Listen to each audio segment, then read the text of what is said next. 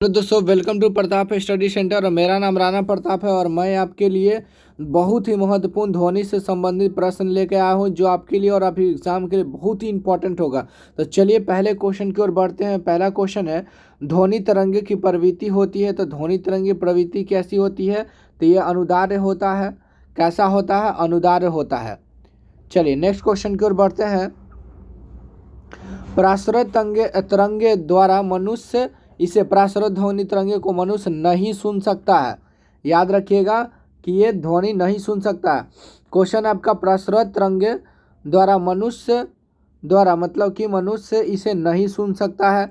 Next question की ओर आते हैं। शिकारी पक्षियों नेक्स्ट क्वेश्चन की देखिए, शिकार परभक्षियों या बधाओं का पता लगाने के लिए चमगादड़ अथवा डॉल्फिन किस परिघटना का उपयोग करते हैं? तो आपका आंसर दिख गया होगा आपके सामने। तो ये प्रतिध्वनि का उपयोग करते हैं। प्रतिध्वनि का उपयोग करते हैं। चलिए नेक्स्ट क्वेश्चन की ओर बढ़ते हैं। नेक्स्ट क्वेश्चन है आपका, चंद्रमा पर धरातल से दूर विस्फोट सुनाई नहीं पड़ता। क्यों नहीं पड़ता है? इसलिए नहीं पड़ता है क्योंकि वहाँ पे वायुमंडल नहीं है। वायुमंडल की अनुपस्थिति है, मतलब वहाँ वायुमंडल नहीं, हवा नहीं है, जिसकी वजह से हमें ध्वनि वहाँ सुनाई नहीं देती है। चमगादड़ अंधेरे में भी उड़ सकते हैं। क्यों? क्योंकि उनके द्वारा ध्वनि उत्पन्न किया जाता है, ध्वनि तरंगे उत्पन्न किया जाता है जो वापस आकर उन्हें मार्गदर्शन के रूप में कार्य करती है। चलिए नेक्स्ट क्वेश्चन की ओर बढ़ते हैं। निम्नलिखित द्रव में से ध्वनि सबसे तेज किस में चलता है? मतलब कौन ऐसा पदार्थ है इसमें, कौन ऐसा द्रव्य है जिसमें ध्वनि सबसे तेज चलता है? तो स्टील में सबसे ज़्यादा, यानी ठोस में। याद रखिएगा, ठोस में ध्वनि सबसे तेज गति से चलता है।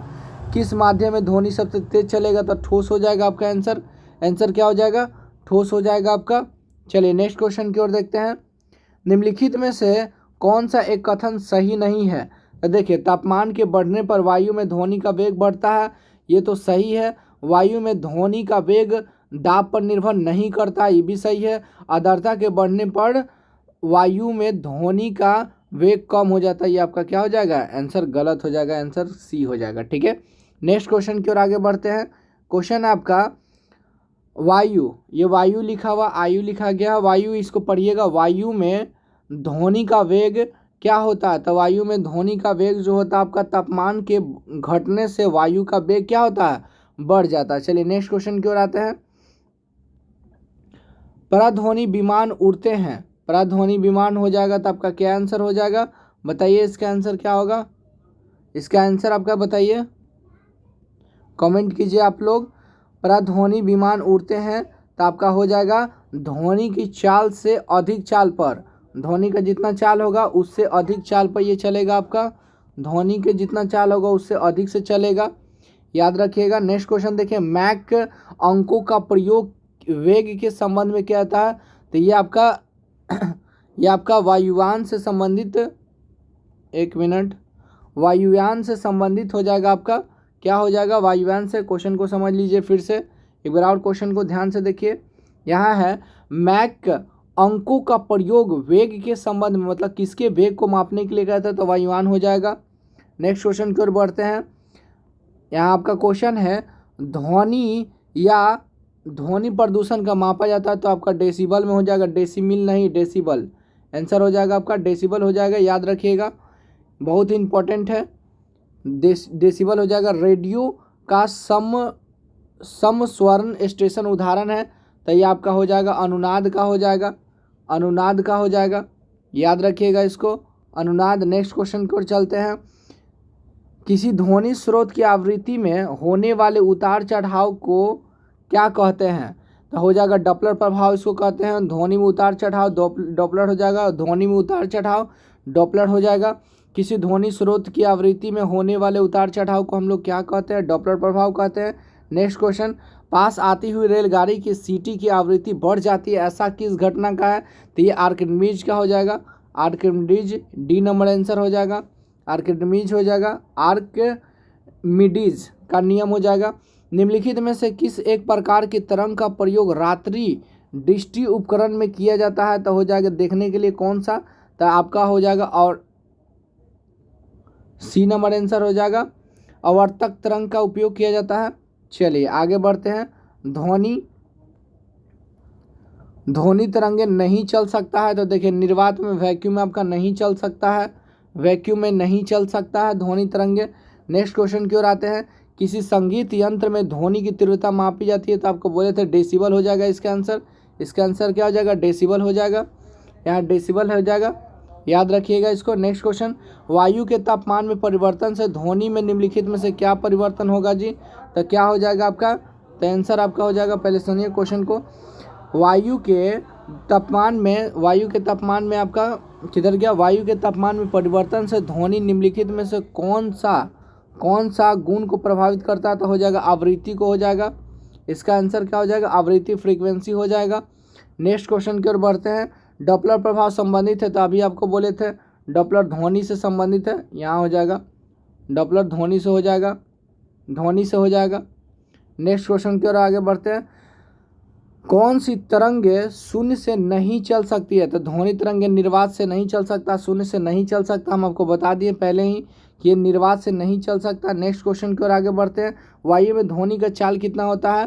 तो 332 मीटर प्रति सेकंड होता है। 332 मीटर प्रति सेकंड, इसको याद रखिएगा, क्या हो जाएगा? 332 मीटर प्रति सेकंड।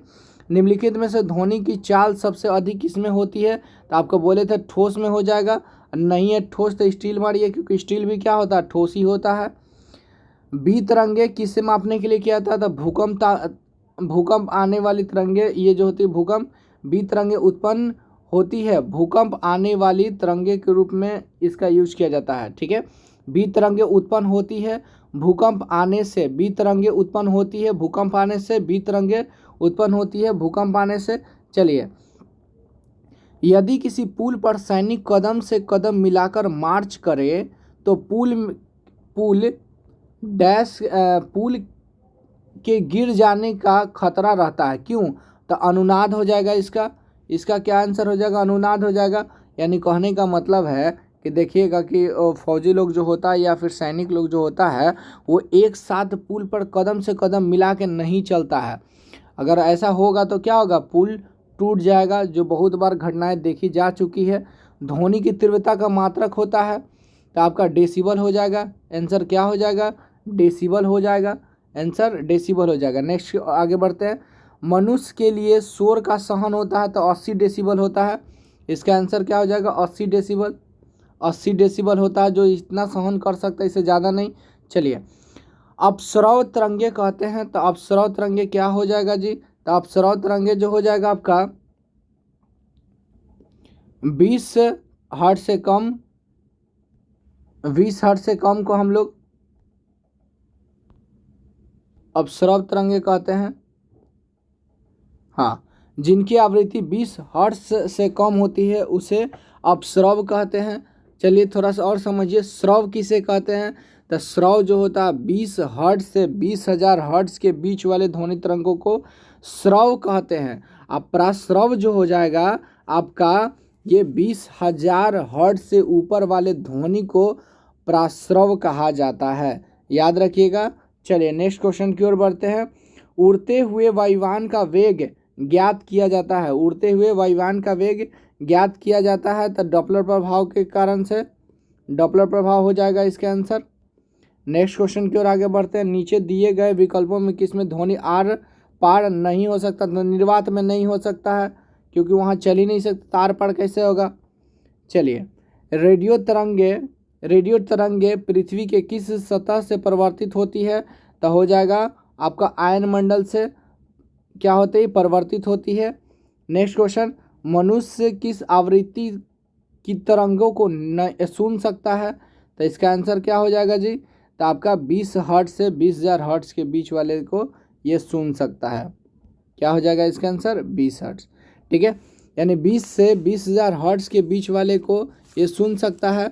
यानी यहाँ पे कौन कौन से हो सकते हैं? अगर बात करें तो